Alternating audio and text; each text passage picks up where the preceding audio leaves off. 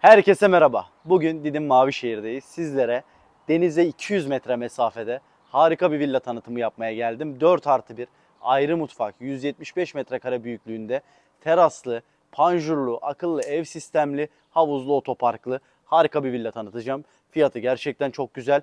Videonun ilerleyen süreçlerinde fiyatı belirteceğim. O dakikaya kadar sabırla beklemenizi sizden rica ediyorum. Havuzlu bir villa, otoparklı, 300 metrekare arsa üzerine kurulu, denize mesafesi de 200 metre. Drone görüntülerini koyacağım. Her şeyi net bir şekilde göreceksiniz. Tüm detayları da zaten villanın iç kısımlarında değineceğim. Bu bahçe alanı tamamen size ait. Arkada yine büyük bir bahçe alanınız var.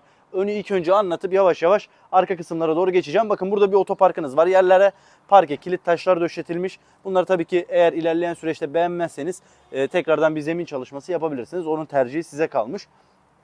4+1 ayrı mutfak, 175 metrekare brüt kullanım alanına sahip, 300 metrekare arsa üzerine kurulu, çok geniş, kullanışlı. Bu arada yazlık olarak düşünmeyin. Burası Mavişehir, Mersindere'ye bağlı. Mersindere Mahallesi diye geçiyor. Merhaba. Mersindere Mahallesi olarak geçiyor. Buradan Mavişehir Halk Pazarı'na, marketlere ortalama 500-600, kimisine de 300 metre mesafedesiniz. Hemen çıktığımızda mesela buradan 200 metre mesafede de bir marketiniz var ekstra olarak. Ben büyük bu zincir marketlerden bahsetmiştim. Mavişehir Halk Pazarı da çok seviliyor bu arada. Onun da altını çizeyim. Orada aradığınız, aklınıza gelen tüm ürünlerin hepsini orada bulabilirsiniz. Cıvıl cıvıl oluyor orası da. Öyle bir güzelliği de mevcut. Giriş kapımız bu alanda bulunuyor. 2 basamakla zaten yükseltilmiş. Otopark alanını gösterdim. Bu kısım farklı bir zemin çalışması. Bu kısım farklı bir çalışma. Çok güzel. Bakın evin içerisi biraz dağınık. Ben buranın bir 3-4 ay önce çekilmiş normal fotoğraflarını koyacağım. Bu arada fiyat indirimi de geldi. O yüzden zaten özellikle gelip şimdi çekmek istedik. Ev sahipleri şu an yurt dışında. Bunun dışında ekstra olarak havuz ve motor denge deposu bu alanda mevcut.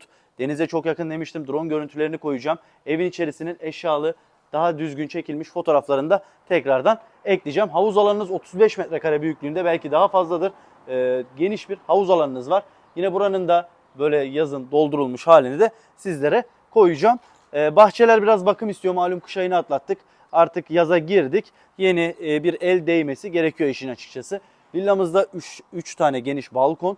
Aynı zamanda bir de büyük bir teras alanı var. Bakın arkamda mesela bahsettiğim bir balkon da burada. Buralara da değineceğim ama havuz alanını özellikle bahsetmek istiyorum. Genişlik olarak gayet iyi. Kulaç atabilirsiniz, yüzebilirsiniz. Önünüze şezlonglarınızı koyabilirsiniz. Gerçekten çok özel ve güzel bir villa.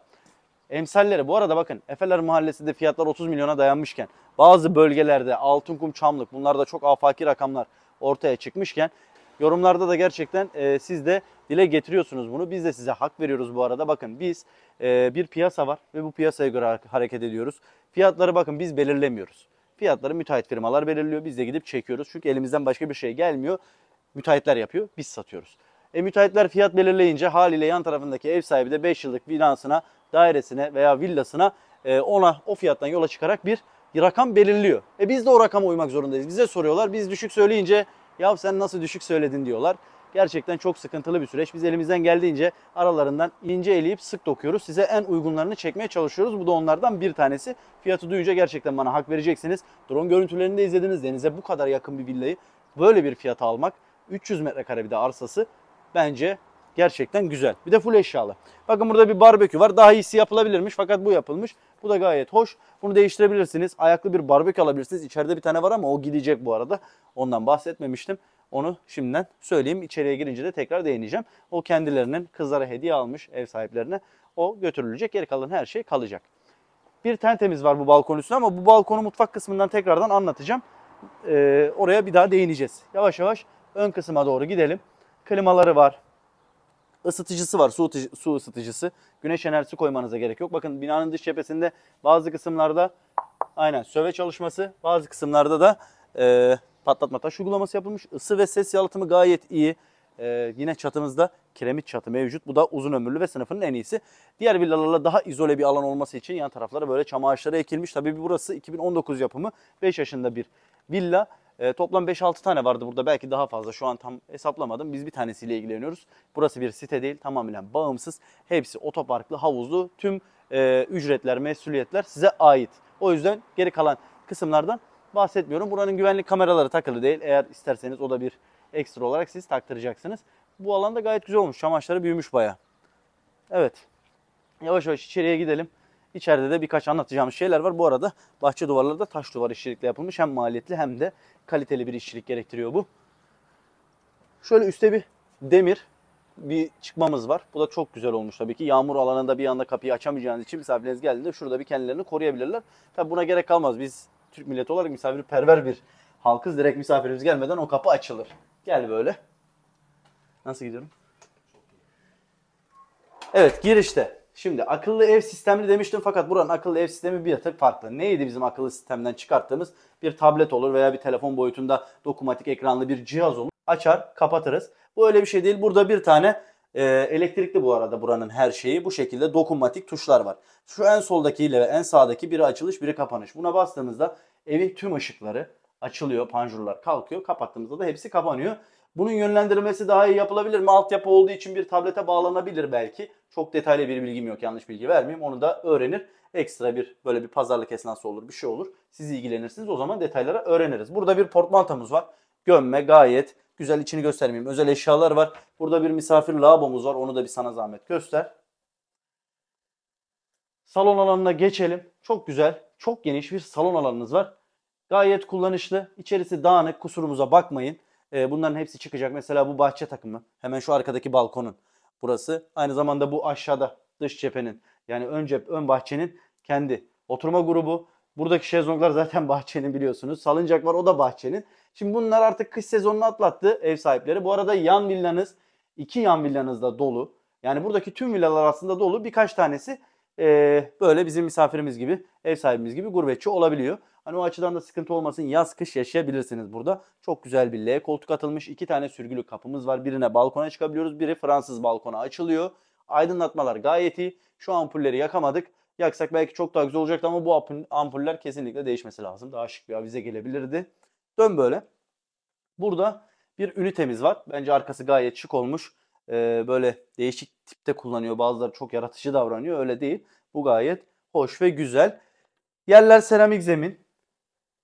Burada anlatmadığımız alt tarafta merdivenin altında bakın bir tuvalet yoktu. Onu değinmedim. Orası merdiven altı bir tuvalet değil. Burada bir kilerimiz var. Kilerimizin içerisinde termosifonumuz var. Termosifon bize sıcak suyu getiriyor. En önemli özelliği bu. Öyle kalırsan bir eğer. Şimdi buradan mutfak alanını bir görün istiyorum. Bakın çok güzel bir mutfağı var. Bence gayet şık. 5 yıl öncesine yapılmış olmasına rağmen şu bahçedeki kilit taşları dışında benim gözüme hoş gelmeyen hiçbir şey yoktu. O kilit taşları bence kesinlikle değiştirilmesi lazım. Bunun maliyeti ortalama 70-80 belki 100'e bile ulaşabilir. Çünkü zemin çalışması olduğu için o. Yerine başka bir şey yapabilirsiniz. Epoksi tasarımlar var. Onlar çok hoşuma gidiyor. Mesela onları deneyebilirsiniz. Tabi tercih size kalmış. Bakın buradaki beyaz eşyaların çoğu Samsung marka. Hepsi A kalite. Elektrikli ocağınız bir tek Siemens. O bile gerçekten çok kaliteli. Buradaki çaycınız, kettle'ınız her şey kalıyor. Tabii ki bunların içerisinden belki çıkıp da hani bunun da hatırası vardır diyebilir, alabilir. Hani bunların hepsini detaylı oturup iki anlayışlı insanla çözülmeyecek sorunlar değil. Ama komple eşyalı, bakın komple eşyalı bir mangal alınacak. Bir masamız var. Çok da konuştum, yoruldum. Burada bir yine mikrodalgamız.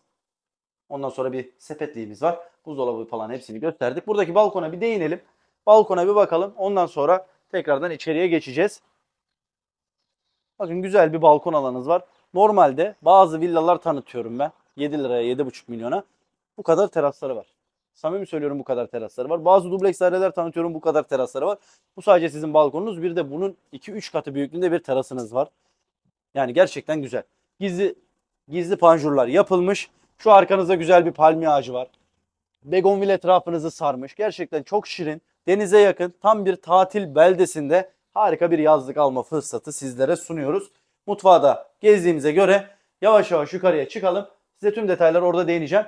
Bu arada burada bir gergi tavanımız var. Ben bu gergi tavan çalışmalarına bayılıyorum. Hoşuma gidiyor. Ama tabii ki elit şekilde yapıldığı takdirde. Mesela bakın bu güzel. Ben bunun gökyüzü olanlarına tilt oluyorum. Bakın gökyüzü olanlarına tilt oluyorum. Bence hiç güzel değil. Samimi görüşüm olarak söylüyorum bunu bu arada. Yapılmaması lazım. Yapılıyorsa da bunun gibi sade ya da ne bileyim şerit şeklinde yapılsın geçilsin. Bu arada ama beğeniyorum. Işık olarak iyi değil mi? Işığı güzel veriyor. O yüzden beğeniyorum.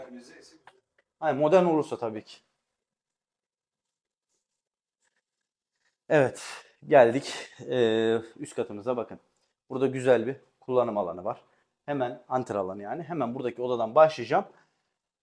Burada ebeveyn banyolu. büyük bir yatak odanız var. Bir de sonuna kadar izleyin. Son kısımlarda size değerli birkaç bilgi vereceğim. Anlatacağım önemli birkaç şey olacak. Onları kaçırmayın istiyorum. Hem de bir de zaten fiyatta söylemiş olacağız. Kullanım alanı olarak gayet iyi. Bir balkonu var. Bir banyo lavabosu var. Gardırop alanı daha böyle izole kalmış. Ayrı bir konumda durmuş.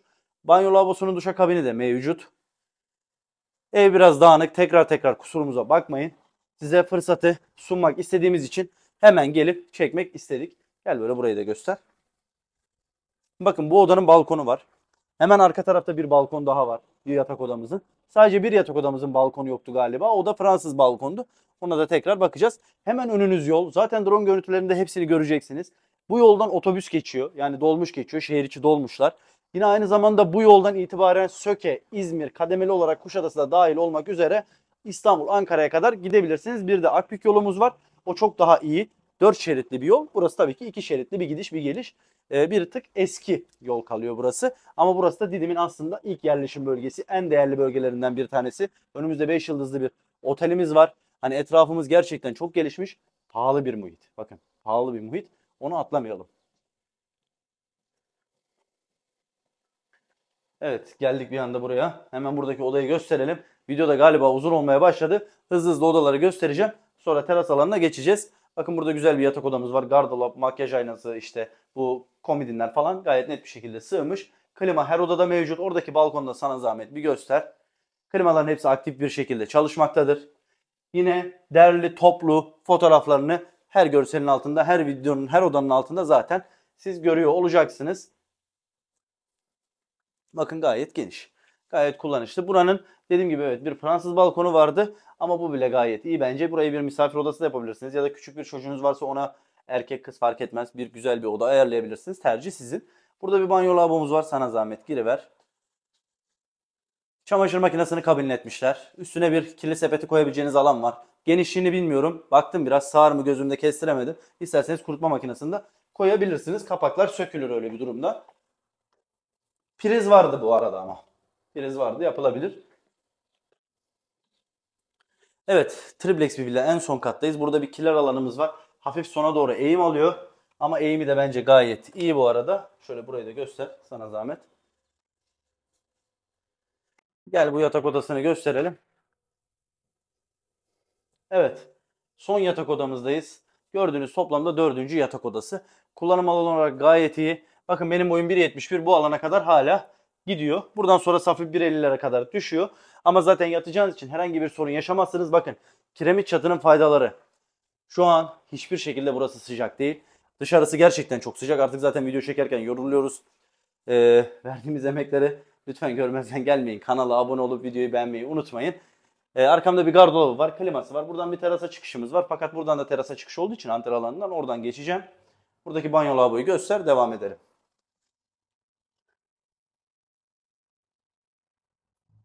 Şimdi bak hemen şurada güneşi görüyorsunuz. Gün batımını gören bir villadayız. Fakat bir yere kadar sonra göremiyoruz. Triplex bir ev olduğu için burası bir bina olmadığı için gün batımını takip edemiyoruz. Ama keyifli. Eğer böyle kitap okumayı seven, balık tutmayı seven bir kişiyseniz buranın sahili girilebilir bir plaj. Aynı zamanda sağında da böyle beton bir iskelesi var. O iskelede balık tutabilirsiniz. Gerçekten çok keyifli. Bir gün bir arkadaşımla gitmiştim. Balık bana biraz hitap etmiyor. Ben beklemeyi seven bir insan değilim. Ama eğer beklemeyi, balık tutmayı seviyorsanız gerçekten çok keyifli ve ufuk çizgisiyle birlikte güneşin batışını harika bir şekilde görebiliyorsunuz. Bir de bu alandan çekmeni istiyorum senin. İki tane kulağımız var. Kulaklar neredir? Villanın hemen bitim noktalarından çıkan çıkmalar yani şunlar. Bunlar da kiler alanları. Buraya depolama alanı olarak kullanabilirsiniz. Yerler seramik zemin bu kata kadar panjurlar çekilmiş. Gelelim fiyata. Tamam. Gelelim fiyata. Buranın satış rakamı 12 milyon 500 bin TL. Pazarlığımız olacaktır. Beğendiğiniz takdirde gelip oturup anlaşabiliriz. Bakın bizim fiyatları en sonunda söylememizin sebebi artık nedir? Evet, villa size hitap etmiyor olabilir. Fiyatı beğenmemiş olabilirsiniz. Bizim buradaki asli amacımız sizin bu villayı izleyip beğenip beğenmemeniz. Ardından fiyatı duyup bizimle iletişime geçip elinizde farklı bir fiyata villa var mı diye sormanız. Benim elimde 3,5'a da villa var. 42 milyona, 45 milyona hatta yakın tarihte takip ederseniz eğer abone olursanız Bodrum'a da gideceğiz. 100 milyon TL değerinde de villaları çekeceğiz. Makas o kadar açık ki siz İzlemeden geçerseniz, eğer gerçekten bir ev sahibi olmak istiyorsanız izleyin istiyoruz. Bizimle sonra iletişime geçin. Yeni bir yer varsa size sunalım. Bizim derdimiz bu. Bizim derdimiz videoyu sonuna kadar izlemeniz veya izlememeniz değil. Zaten girişte beğenmediğiniz bir yer oldu mu direkt çıkarsanız fiyat bile sizin için önemli olmaz. Bizim niyetimiz bizimle iletişime geçmeniz. Sorup öğrenmeniz, bilgi almanız. Almasanız bile bilgi almanız. Biz bilgiyi parayla vermiyoruz. Önde isterseniz bir pergola yapabilirsiniz. Çok da güzel gözükecektir. Burayı kış bahçesi olarak da kullanabilirsiniz. Sonra cam mekanla çevirip. Tercih sizin. Mesela en basiti şöyle söyleyeyim. Bakın benim yorumlarımda bazen Kuşadası çok ucuz yazıyorsunuz. Geçen 11 milyon 750 bin liraya orada bir villa tanıtmıştık. 325 metrekare arsa üzerine kurulu ama dubleks bir villaydı. Orası güzel Çamlı'daydı. Burası Didim'de. Burası denize ondan çok daha yakın. O 1 kilometre, burası 200 metre mesafedeydi. Oranın arsası 325, buranın arsası 300 metrekare. Fakat buranın kullanım alanı 175 brüt. Oranın 110, 115 brüttür. Bundan mütevellit. Bakın ben 12.5'a size harika bir villa sunuyorum. Önünde 5 yıldızlı bir otel. Denize 200 metre mesafede. Otel varsa plaj mavi bayraklıdır. Buna zaten değinmiyorum. Yani böyle bir imkan varken fiyat bence pahalı değil. Bizce değil. Sizin için tabii ki ne olur ne denir bilemem. 12,5 milyon bende var mı? Yok. Ama hani tanıtırken piyasaya bakarak biraz da size böyle önce olmak istiyoruz. Çok fazla konuştum. Videoyu daha fazla uzatmak istemiyorum. Fiyat 12 milyon 500 bin TL. Eğer burayı yerinde görmek isterseniz bizimle iletişime geçebilirsiniz. Kanala abone olmayı, videoyu beğenmeyi unutmayın. Eğer görmek istediğiniz bir yer olsa bizimle iletişime geçebilirsiniz. Bir sonraki turda görüşmek üzere.